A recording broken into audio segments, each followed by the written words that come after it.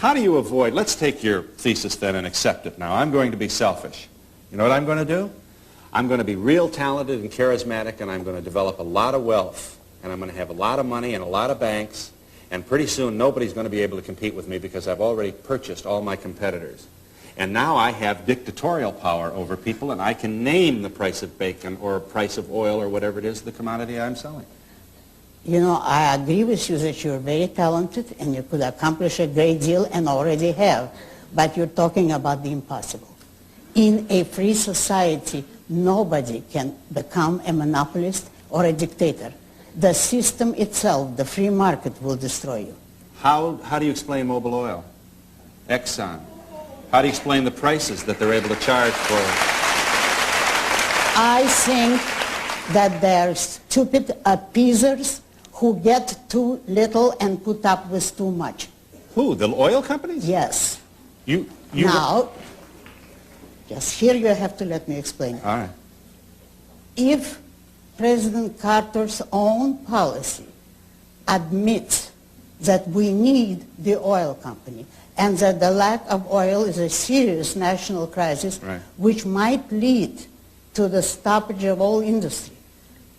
If that is what we need, by what right can we tell those men, go ahead and produce what we want, while we're insulting you, while we're trying to control your business, and while we're not leaving you that which you produced? Today, it's crudely obvious. If we need the oil companies, we have only one of two choices. Either we produce oil ourselves, and no government has ever done it or can do it, or we have to accept the oil companies' terms, pay them whatever they can get. The more they get, the more credit to them, because that means the country needs it and pays them. They've produced something needed by the people. And we must say thank you instead of putting or proposing to put a tax on them in order to give the money to the government who does nothing. The government doesn't contribute anything except impediments. All right. But if we allow the oil companies to have the power which you say has come to them because we need the oil, it's a question of supply and demand. Yes. So if we approach this laissez-faire, as I think you would like us to, free of government intervention, right, free of all the force and the regulation and the controls which you abhor. Right. All right. Now we've got Mr. Gigantic Oil Baron saying $2.50 a barrel, a gallon. Now here's what happens. The guy, the blue-collar guy who's trying to make a living and feed his kids, can't buy gas for his truck, can't possibly survive in the free marketplace, and suddenly he's on welfare, and he's got to go for a handout, another feature of government that you abhor. You can't have it both ways. But all this is economic fallacies. To begin with, nobody in a free society, now we're talking about a free market, yeah, in which the government doesn't interfere, nobody can become a monopolist. All monopolies are created by a special privilege for government. It's only by an act of government that you can keep competitors out of your field. Therefore, you couldn't become that kind of monopoly. The power you hold as an industrialist is not the power to use force. It's the power of producing something of value. That people want. And it's the people who literally control you, because every purchase is a vote in the favor of some businessmen and in a way against others.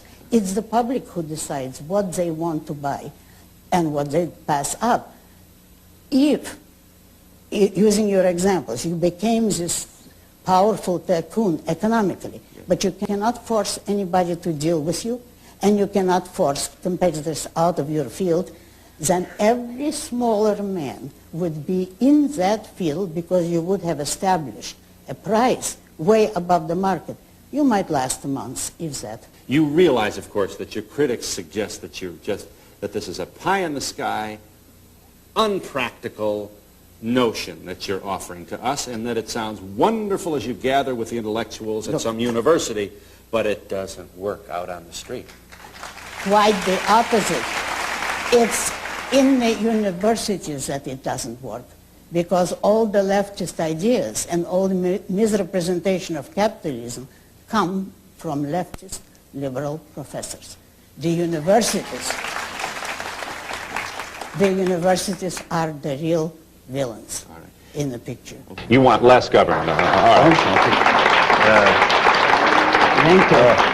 Well, everybody says that. It's a little hard to put that into effect when we've got a country that has such a maldistribution of wealth. You give me that, huh? Too few rich, too many poor. I will give you part of that, because if there is a maldistribution, it's to those who have political pull. If some of your money is made with government help and government favoritism, then I grant you that is unfair and improper and unjust. But if you made it yourself in free competition, enough people want to pay you for your services or your product, then you should keep all of it. Why shouldn't you? You made it. All right. Okay. When you say that society has no responsibility here, I think individuals have a responsibility to themselves. Is that it? I don't like the word responsibility involved here. All right. Well, what should we say then? Help me. What do I... Do what I wish to do. Is that your point? That the more... No. Do what I rationally think is right, according to the right morality. And help others if you can, but not as a primary obligation. And now, in regard to society, there is no such thing as society, you know. It's all of us. Now, how can we have obligations which we didn't undertake? See, the parents of a child would have obligations for him up to a certain age, since they brought him into the world, but they can't do what is impossible to them. So that doesn't mean that they can at any moment throw the burden on the rest of us. We're society, everybody's society, and we can't have unearned obligations and unchosen obligations. The government's proper function is only to protect your rights, and that means to protect men from those who initiate force. So the government protects the peace, internal peace, that means the policemen. The government runs the army and navy, protection from outside forces, and law court, so that citizens who disagree can settle their disputes peacefully. That's the only functions of government. All right. So you like an individual who stands up, man or woman, does what he, she wants to do. You have literally liberated millions of people around the world by merely saying to them in your novels, you want to do it? Do it. That's exactly, that's true. And if I help them, I'm delighted.